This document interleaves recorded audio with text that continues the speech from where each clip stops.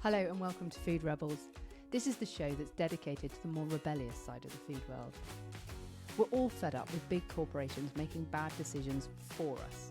It's time that the challenger brands and the little guys shine. Each episode we meet food and drink founders, chefs, or personalities who are changing the food industry today for the better. I'm AJ Sharp. I'm a food and drink judge, public speaker, agency owner. I believe strongly in manifestation, and my favourite colour is orange. But professionally, I've spent decades helping ethical and sustainable brands to grow. But Food Rebels is about so much more than that. This is about raising understanding and respect for great tasting, nourishing food and drink. On the show, we meet some really inspiring people. We taste great food and drink live on air, and we peek inside the minds of some of the most influential food experts today. So join us.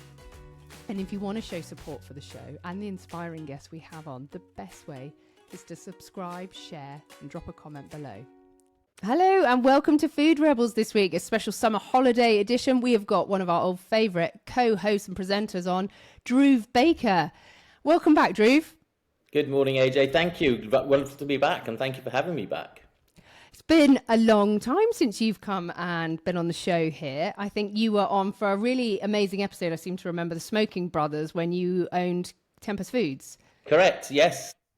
Amazing. I can't believe it was that long ago. But I mean, there's been a lot has changed since then, actually. And actually, funny enough, I bump into the boys from the Smoking Brothers quite regularly. Their trajectory, in the direction we'd hoped for their unbelievable smoked salmon, which was obviously one of those exciting parts of Food Rebels, was discovering these new and wonderful producers, of which, there are many, but we talked about them or we mentioned them. So yeah, I bumped into them a few times. But yes, there's been a lot has changed at my end in terms of my sort of working life. We'll sort of come back in a minute about what the summer has entailed. But the biggest thing has been the merger. So Tempus, which I founded with Tom Whitaker in 2016, merged with Rare Pasture, another charcuterie producer based down in Devon, last year, and we've sort of put the two businesses together. We've got a new production facility down in near Ivy Bridge in the most beautiful part of Devon, based on a 500-acre regenerative farm. It's really the kind of idyll that people would hope their charcuterie comes from, not the light industrial estate where we were in Weybridge. And so it's all changed, but new product lines, new brands, new production facility, new all sorts. So it's been a very exciting summer on that front. Wow, I remember this was brewing because you'd come down to record a load of shows. We had all these people and you kept being like, give me a sec, I just have to take another call. I have to take another call. And you were obviously like deep in the trenches of, I can't really tell you what's going on. It's a lot. Yeah, I mean, that was obviously what was going on. It's one of those terrible times where you're in that kind of limbo where you want to tell people about it, but because it's not been finalized and there's sort of so much at stake, you can't talk about it. Yeah, we sort of put the two businesses together, and it's a very different beast. When Tom and I set Tempus up, I think originally there were 3 of us. I think now in total there's over 50. Wow, that is huge change. So it's a big jump. I mean, the majority of that's from the Rare Pasture side, because they've got a big farming operation. They have we have a much bigger production facility there than at Weybridge. So Weybridge has been repurposed to slicing and packing only. So the whole of the ground floor, which was our production facility, is now a sort of temperature-controlled, high-care facility, just slicing and packing day in, day out. That's all that happens there. And all the production happens down at the gorgeous farm, Falscombe Farm down in Devon.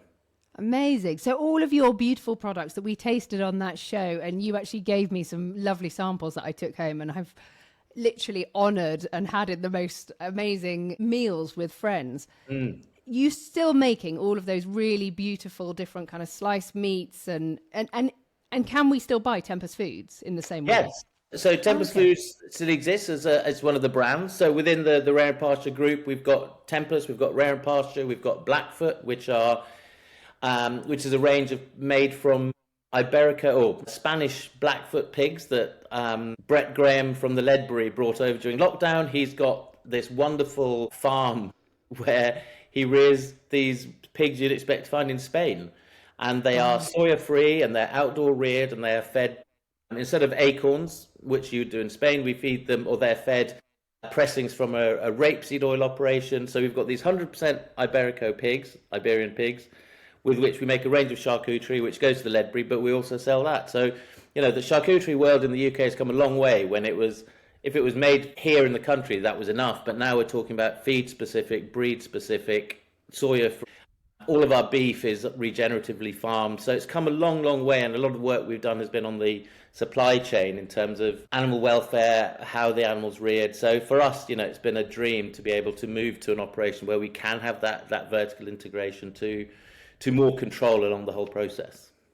Yeah, because I remember with Tempest, you had a really lovely story about how you were using older animals and that was bringing a great depth of flavour, but also it felt better from a husbandry's point of view. Is that all still kind of a similar theme? I mean, I think that was our jumping off point. Obviously as a charcuterie producer, as any meat producer, you want to be responsible for absolutely every aspect, including the feed that the animals have in terms of the way those animals are reared, but very rarely, unless you are of a size of a sort of Spanish or Italian producer, can you have that degree of control. So our jumping off point was, well, we can control the age aspect, which was using the ex-breeding sows. Unfortunately, we couldn't control how the animals are reared to any real degree. I mean, they were all RSPCA assured, they were all outdoor reared, but we couldn't govern and control the kind of the feed that they were given and so on and so forth. But actually what we've done is, by growing and by having more buying power, we can actually determine that. So all of our pigs will now come from 2 farms, which are near Oxford. Wonderful circular farms. We're working with them to sort of help define what does regenerative look like within pig farming. Regenerative and beef farming is very straightforward. So we love the story of the ex-breeding sows and the dairy beef, but actually in terms of sustainability and really affecting change at a level that is significant, to be able to move towards saying we're only going to use regeneratively farmed animals was a much bigger and more important statement for us. So while the ex-breeding sows and the dairy beef will always be sort of very close to my heart, I think on a larger level for us, being able to move to regenerative is a much more important step, and one that we've been able to take, given that with the merger we have the size which meant we could start to dictate that to a greater extent. So it's the sort of natural evolution, really, of how do we start to look at some of the inefficiencies, some of the way commercial and industrial farming has affected what we do. And actually, it's our ability to move against that, really, to move towards a way of farming that suits the animals better, us better, and the planet better. That's fantastic. I mean, what does regenerative mean with livestock? Because obviously with arable, it's a little bit easier. It's about soil health and putting back. What does it mean with livestock? Yeah, I think one of our biggest challenges is how do we articulate what does regenerative mean? For years people bought organic, but if you ask them what does organic mean, they'd kind of go, I don't know, 30% more on my bill, but without actually understanding it. And actually, fewer for chemicals? me, my biggest pardon? Fewer chemicals, maybe? Yeah, absolutely that. But for me, being able to articulate what does regenerative mean is a big chunk of my job, actually. So what does it mean in terms of arable? So you rightly said, with arable, you rightly said it's down to no and low till in terms of crop rotation, moving away from the monocropping, so you're not just going to grow the same thing, no chemicals, no fertilizers, no inputs into the process, using cover crop to protect the soil. So as you rightly said, it's looking after that topsoil. Now, what does it mean for animals? It's actually rotating in animals into that process. So if you imagine it as a circular process between 4 fields, for argument's sake, and you have animals grazing on those. So by having, let's say, our herd of longhorn and shorthorn cattle on that land, they are adding fertilizers and nutrients back into the soil. Them traipsing around are actually stimulating the soil without tillage, which affects the sort of carbon footprint and the carbon capture. And it's that way of adding stuff back into the soil without having to put in, whether it's nitrogen, whether it's nitrates, whether it's fertilizers. So the animals, when it's sheep and cows, becomes an integral part of that process. Now, pigs are slightly more difficult. How do you integrate pigs into that? I mean, pigs are great for clearing. If you've got sort of brambles and thickets, you put pigs in there and it'll look like you've had a machine in there overnight to clear it. So what we're trying to work out now is how do we work out the route for pigs to integrate into that system? Because for us, we want to be fully regenerative. The farm as I said, down in Devon has been regenerative for the last 5 to 7 years. And so, yeah, the principles are no and low till, crop cover, so protecting that topsoil at all times, no inputs, and actually having animals rotating on that land. So the beef that will be on that land will then go into our bresaola, our brisket, our frankfurters, and then later on we'll continue growing the arable stuff on there. So it's a complete different mindset. And I think most simplistically, it's how was farming done 90 years ago, but with a clear understanding that we could have 10,000 hectare fields, which we run a combine harvester over, or we have smaller fields with hedgerows, higher biodiversity, a greater range of products coming off that land. And actually in the short term, there might be a slight dip in productivity, but that increased variety of what you can do with that land will almost certainly offset any short-term dip in productivity. Yeah, and you're protecting, you're making it literally more sustainable, not just for your farm today, but for your farm for generations to come, aren't you? Well, that's the thing. There's terrifying statistics. Some are talking about 60 more plows left on Earth. So that's if you plow twice a year, that's 30 years, and then as we know it, farming ceases to exist. So if you think about the difference between dirt and soil, dirt is basically dirt, which is dead matter, which somehow if you put enough stuff into, you can grow a crop from, versus soil, which is full of bugs and microbes and fungi and all sorts of activity going on, which is a living biome which sustains everything that sort of grows from it. And once you just sort of start to think of the difference between dirt and soil, it starts to sort of make much more sense. And it's taking off. We're seeing it in the mainstream. I think for years it's been something that was on the kind of peripherals, on the fringes, things like groundswell used to be a relatively small event. I went this year and it was absolutely massive. It was eye-opening, it was insightful, it was exciting. And actually there's this palpable sense of a movement which was beyond that sort of 10 to 15% periphery of people saying, let's do this the right way, with more people, including big corp, getting involved. And people kind of saying, actually, we kind of have to look at doing this, which I found immensely heartening. We were there with our sister company, The Ethical Butcher, who've always bought from regenerative farms. They were one of the front runners in terms of bringing regen beef into the market. So it's a really exciting time to be involved with that animal protein market, and one where it definitely feels like there's a change for the better. There's a huge change going on, isn't there? You can see it. It's endemic across everything. The regenerative story has been talked about for a while, but like you say, it's really getting traction now. But people are looking at the quality of the natural component parts of their food across everything, from ultra-processed food to animals, to what the animals being fed, to the food in the ground, to everything. And it's all coming back to quality, natural purity, isn't it? Yeah, and it's that old adage that you are what you eat. Now, if you eat a carrot that's grown in soil that's had to defend itself against disease and infection and grow its own immunity, versus a carrot that's grown in effectively in inert matter, which is pumped full of the right chemicals and food to grow it, there's going to be a lot more in terms of antioxidants, in terms of nutrients, in terms of content in that carrot grown in the organic soil. And that, at the most simple level, I am oversimplifying it. You'd have thought that eating something that's grown like that is going to be infinitely better for you than the thing that's been grown with a load of inputs just to keep it going, right? Just to put enough into it for it to grow. So I think that you are what you eat. It sounds really old-fashioned, but it really is. It makes more sense. And, we were always historically saying, beef bad, chicken better. But actually, if you look at carbon footprint, beef is actually probably the best one to eat, provided it's been grown and reared in the right way. So there's another phrase which keeps cropping up, was it's the how, not the cow, which I think is brilliant. But it's, not all beef is equal. Beef grown in a massive commercial environment with multi-thousand hectare feedlots, in big dust bowls across the Midwest of the US is very, very different to a 200-acre grass-fed herd in Devon in terms of footprint, in terms of quality of food, in terms of inputs, in terms of the circularity of the whole process. So I think people are beginning to come around to realizing that there are ways of affecting change. And I always said eat less but better when it comes to meat. Right from the old days of our charcuterie, we'd say that eat less meat but better when you do. And that hasn't changed, working with, the Ethical Butcher and moving into fresh meat. But there is a sense that it's not just a tiny proportion of infinitely wealthy people who have the ability to make those decisions and choices on an economic basis, to more people saying, right, let's question the status quo. Let's grow our own stuff, for instance. There's loads you can do on your own to sort of start doing it. Whether it's, if you live in a flat, you can have a window tomato box plant, or tomatoes, or, there is so much that can be done. But I do think there's this separation between farming and food that we get. For us, we think food comes from the supermarket, and the farming is this thing that happens in the distant background.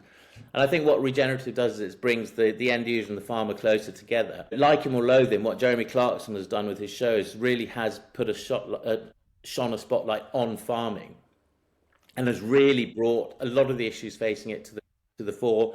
People are much more aware of how difficult farming is, and I think people are now beginning to realise that the real unsung heroes in the whole process are the farmers. We rely on them so dramatically without realising it. And hopefully what this does is it gives us a bit more connectivity to the farms and to our food supply.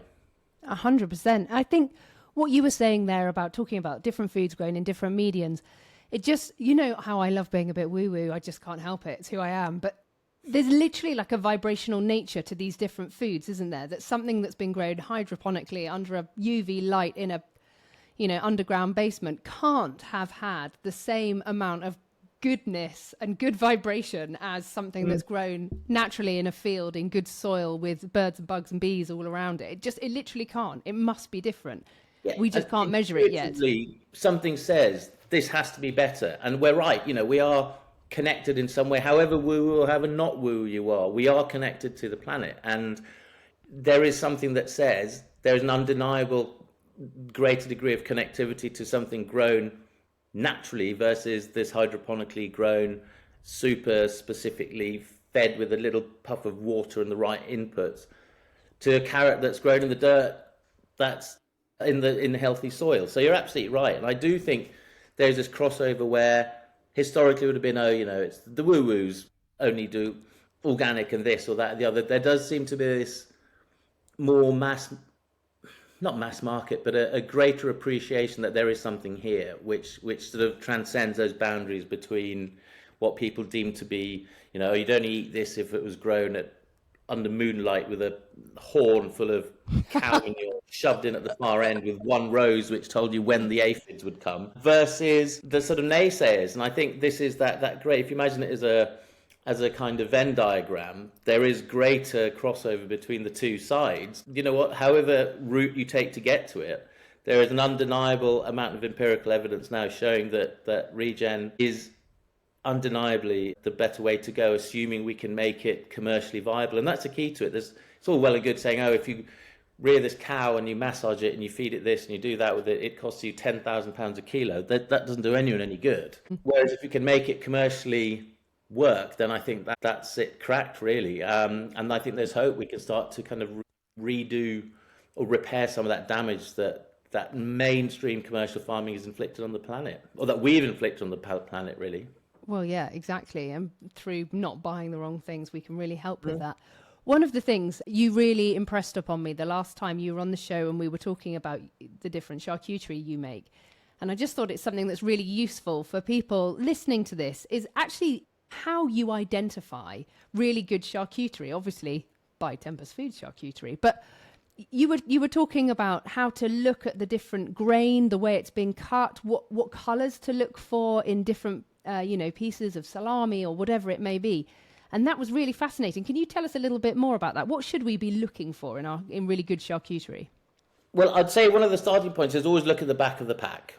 Look at what's gone into that product. So we've always really believed in a clean deck, so minimal input. So if you look at a packet of salami, for instance, and generally speaking, on the price point, the lower the price point, the greater the number of additional ingredients go into it. Now, that's an oversimplified view, but it is, as a rule of thumb, you generally stand that. So if you notice things like milk powder in your salami, if you see that it under the allergens, it's got dairy, milk powder acts as a binding agent, which to me says a number of things. One, it's a bulking agent, but two, it probably means that fermentation wasn't used. So if you notice an acidulant, ascorbic, citric acid, one of those acidifiers that gives that slight tang, which mimics the effect of fermentation. So that says to me, why wouldn't you ferment? Well, to make the process quicker. Why would you add milk powder to account to make up for that lack of the binding effect through the fermentation. Generally speaking, there'll probably be antioxidants, which are a kind of aesthetic thing. It means that if you leave your salami out, it's not going to discolor. We don't use any antioxidants, so they will discolor when they're on a plate after an hour or two, but we would happily take that aesthetic compromise over compromising the flavor, because the antioxidants have a flavor dampening effect. It's the opposite of what MSG would do, which is a flavor enhancer. So look at the back. If you look at one of the Rare Pasture or Tempest products, or something from a credible producer, there'll be salt, there'll be meat, there'll be spices, there'll be nitrates, tiny amounts of them. There'll be a starter culture which might not be declared, and dextrose, and that should be all that's in the salami, for instance. So look at the back of the pack. If there's stuff on there that you don't understand, Google it, look it up. Then when you're actually looking at the salami, if you're looking at any of the product, generally any sign of yellowing can be a sign of oxidation.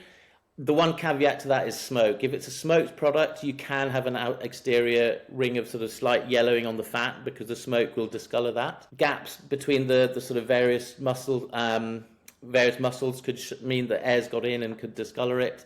Affect the flavor through oxidation again.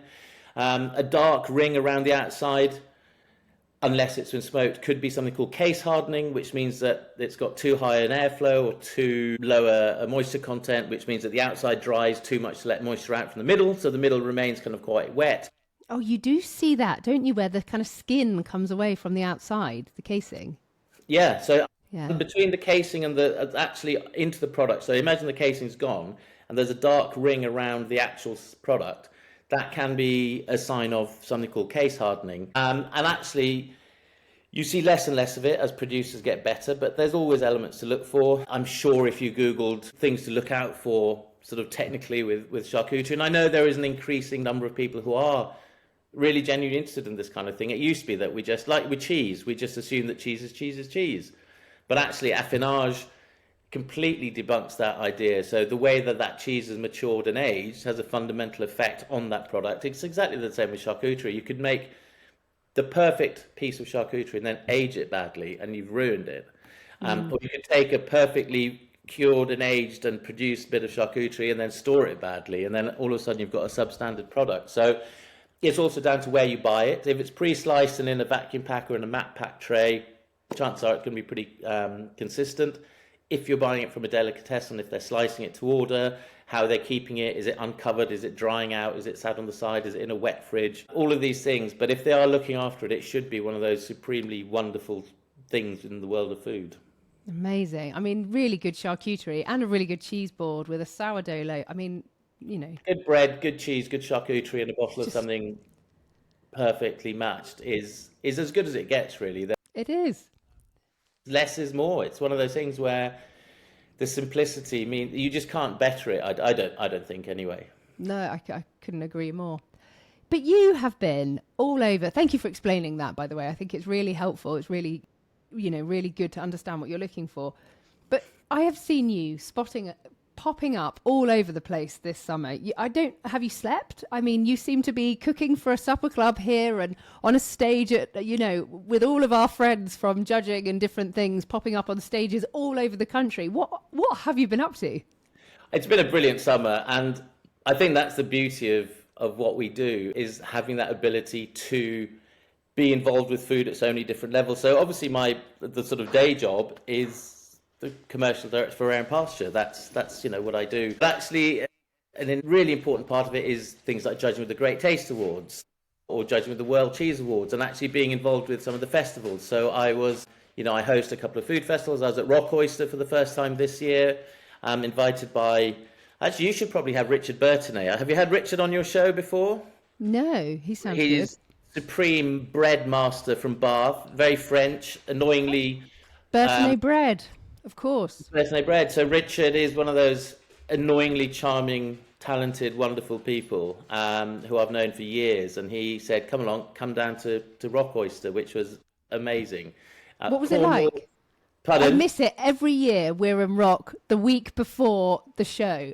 What's it like? It was unbelievable. The scale completely caught me off guard. The calibre of the food and the producers, the Cornish and generally down in the southwest, which I now consider my working home. We are infinitely proud of the produce. So, you had Mark Hicks with his oysters. You had any number of local chefs, and the Stein, had the great reputation from the Stein Empire. It was just this real collection of talent from that part of the world, whether be it food or music, and the Cornwall has that completely different vibe. I don't know how you'd explain it. It's not a slower pace, it's just a different pace, and that is just imbued through every aspect of Rock Oyster. Dartmouth Food Festival, that's another one which is a firm favourite. It's a real kind of like a chef show, because it attracts brilliant chefs and cooks, and it is all about the food. So food festivals, I've done a couple of supper clubs. I mean, Mr. Sitwell, who's again a neighbour of ours in Somerset, so doing his supper club. And I think the key is trying to really inspire, because I think we still think of a charcuterie board as something that we have at Christmas, we have it once a year in the summer, we have it, and then we kind of forget about it. But it's how do we integrate charcuterie into our day-to-day cooking? In the same way that I used to talk about spices, instead of making a curry once a month because you saw Cyrus or Atul on Saturday Kitchen, how do we incorporate it in day-to-day cooking? And that's exactly the same with charcuterie. It's like how, instead of a charcuterie board, and actually I think using charcuterie is a great way to eat less meat. It sounds counterintuitive. But I tend to do, for a lot of the demos, is generally speaking fruit or vegetable-based dishes with a garnish of charcuterie. So I'm doing roasted heritage carrots with labneh, with a salsa verde, with a few strips of lardo, just popped under a salamander to gently render through, or a little dollop of andouille through a dish, or like a remoulade with a salami, a couple of slices of salami. So it's a lot of it is just to inspire people of how to use charcuterie in ways that are other than just a big board of meat. Amazing. I did wonder, I saw the, your supper clubs with William Sitwell, and I was just thinking, this is nuts. Does he just have these amazing supper clubs and he got you in to cook for them? Is that how it works? Well, he has if you look at the website, he has chefs come in from all over, lots of local chefs, lots of chefs down from London. And actually the people who live in and around William's beautiful farm in Somerset are very lucky, because they don't need to go out to eat. They just need to stagger up and down the hill to his farm. And they've got a changing menu every other week or whenever he has a supper club. So I chose to do a kind of showcase of, so I cooked with hogget from the rare breed sheep we have at the farm. We did a dish using tomatoes. I used a really fresh cheese from our neighbours, How Now Dairy. We kind of said to them, could you make us up this fresh cheese? She was like, yeah, no problem. Went to see Shelley, the farmer, and said, right, can I get some herbs and some tomatoes and some bits and pieces? She said, great. Spoke to Rosie, who looks after the animals, and said, right, I need some hogget in about 10 weeks. So we went out on the gator, picked the animals we wanted. They then went to the abattoir, were then hung. And then, to be able to cook with produce like that is just mind-blowing as a chef. And what you then have a really receptive audience with well-paired wines. And we served all the charcuterie and our pâtés and, all of that to start with. And dessert was all the soft fruit with the cheese and honey from the farm. So all the ingredients came from the farm, which were the next county along from Somerset. So as a consumer, there's a real exciting prospect to be able to eat all this amazing produce which hasn't travelled far at all. From a chef's perspective, it's incredible, but also from a producer, you've got this growing awareness and audience who want food produced and supplied in that way. And incredible as well that it's not all happening in London, as was the case, I think, for many years, many years, that it's all these incredible supper clubs that are genuinely amazing popping up in lovely places where people actually want to live, rather than, not that you don't always want to live in London. I lived there for many years and loved it. But there's a time and a place sometimes, and actually being able to, be it in the countryside surrounded by space and hopefully farmland and all the rest of it. There's something really magic about eating really good food in beautiful locations.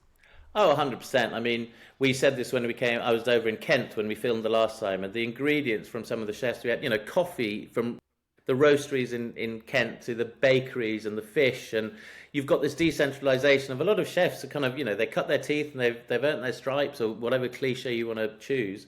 And they go, you know what, I'd like to do this where I was grown up. And you go to teeny tiny fishing ports and villages in Cornwall, and you'll find a chef who's got Michelin-starred heritage putting out the most staggering food. Same in Kent, whether it's restaurants or bakeries or coffee we mentioned again. And I think there's this Essex again. There's another, and there's this decentralisation. I know I've sort of mentioned the southwest and southeast, but you go north and it's exactly the same. You've got more and more conduits for quality food appearing all over the country. And it's about time, because we've got some of the best produce on earth. That's a given. And now we're hopefully seeing more and more ways of actually eating it and enjoying it, other than going to London and eating it in a handful of restaurants. We're seeing that decentralization, which I think is a good thing. Yeah, it's about the improved connectivity that technology's brought. But I was having this really good conversation with my brother and my nephew the other day about how AI is going to replace this, laptop warriors. We're not going to have to do this in 10 years' time and sit there and reply to all the emails. It's not going to have to happen in this way. And it's like, well, what's the future looking like? And we're talking about the trades, learn to be a plumber, learn to be an electrician. And I was saying, well, I just feel that the arts are going to become more important than they've ever become. People being an actor on a stage, you cannot replicate that with AI. No. Hologram will never do it. Art, creating pictures, creating imperfection and perfection.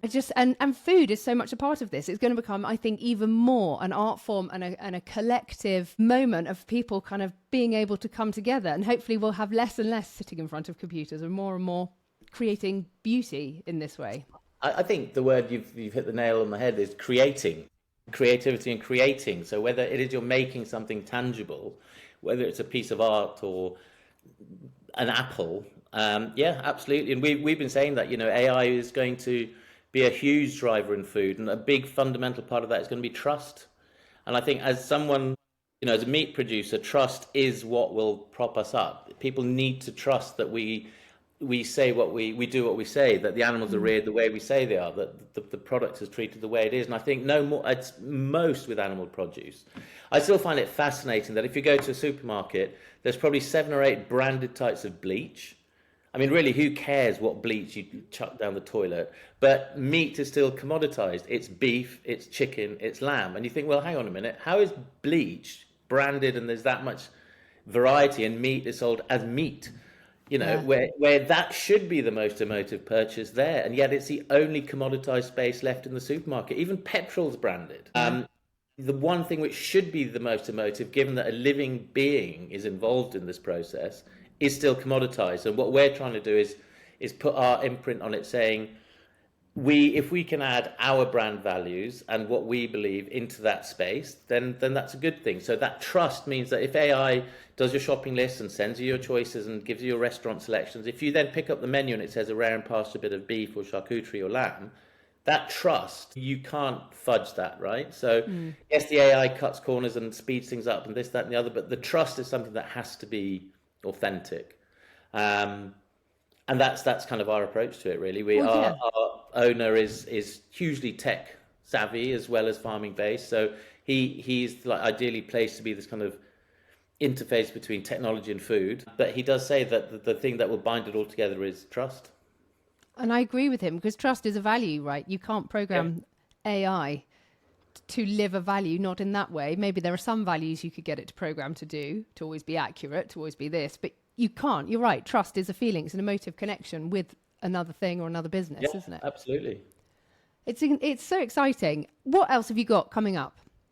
So what else have we got coming up? So we have launched a new range called the Curing Barn into Tesco. So that's in 350 stores. We've got some of the charcuterie in there. So it's the only British charcuterie available sort of in that retailer. We've launched a range specific to Harrods.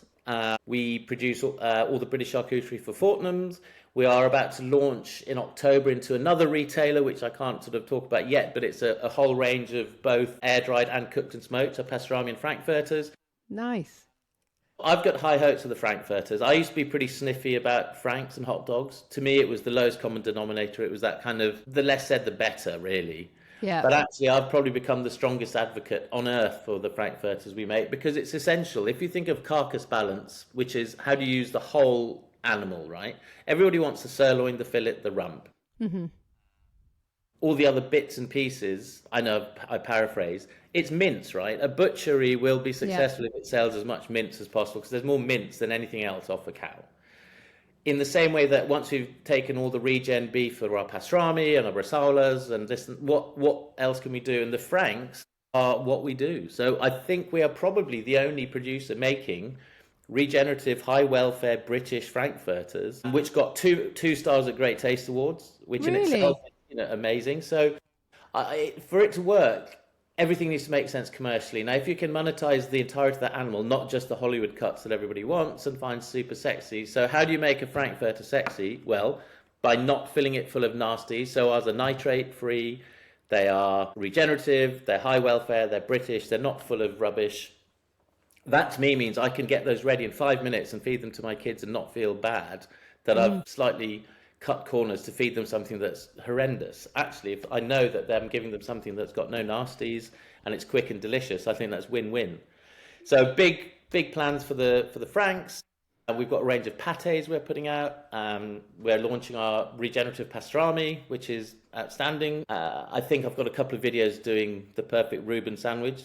And I will go on record saying the Reuben is the greatest sandwich in the world. Okay. And then any number of sort of events and hosting events and supper clubs and anywhere where we can showcase the products and bang the drum and fly the flag for regenerative farming, which for once it perfectly meshes. Everybody's aligned with that. They want to eat better. They want to know where their meat's coming from. There's this genuine drive towards an understanding of provenance. As opposed to, historically where it would be a fake farm label slapped on a bit of pork, which was, Red Wing Farm, or apologies if there is a Red Wing Farm, by the way. But people want to know. They're like, well, where does this come from? Where did this animal live? How did it live? What was it fed? So, yeah, I think more of the same, but really focusing on things like the Franks. Where can we buy the Franks? Pardon? Where can we buy the Franks? Abel and Cole sell them. Piper's Farm sell them. You can buy them from Rare Pasture directly from our website. We've got, we're going to launch a couple of new flavour variants at the moment. We do a beef and a pork, but we're going to do one using chilies, hopefully from Devon. So that would be the first, chili-based Frank. Love it. Chilies grown here. And I think just more of the same, really. A bit of innovation in terms of the range, but we don't want to have a huge range because I think that's the same as a huge menu in a restaurant. I think it shows a lack of consistency and a lack of focus, really. Just continuing to sort of improve what we do, keep doing what we do and doing it a bit better. Amazing. Cool. Well, we will look out for that. Where can we watch these videos and things? Is that all on your Instagram? So if you, generally speaking, there's some brilliant, on the Rare Pasture site, there's a couple of introductory videos about what does regen mean, what does being on our farm mean. So if you go to the Rare Pasture website, there's a fair amount in there. I'm doing a sort of whole collection of pieces on what is regenerative farming. I'm going to be putting out an article which is 1,500 words as a sort of introductory guide, and then looking into it in a bit more detail. There'll be recipes, there'll be farmer visits, there'll be interviews with interesting people. It's one of those worlds where there's a fascinating collection of people. If you want just a snapshot of that for next year, please, I implore anyone to go to Groundswell if you can get tickets. It's a tremendous show and really eye-opening. I went to some fascinating talks. So Rare Pasture website, my socials, which I've been completely not active on for about 8 to 10 months, which I'm sort of restarting again. And just really going back to, now that the merger is complete and everything's sort of taking shape, to doing more writing, more cooking, more talking to people like you guys to hopefully get the message out there, and really just doing more of what I love, which is being in and around food, and then hopefully trying to steer and drive awareness on some of the aspects like regenerative.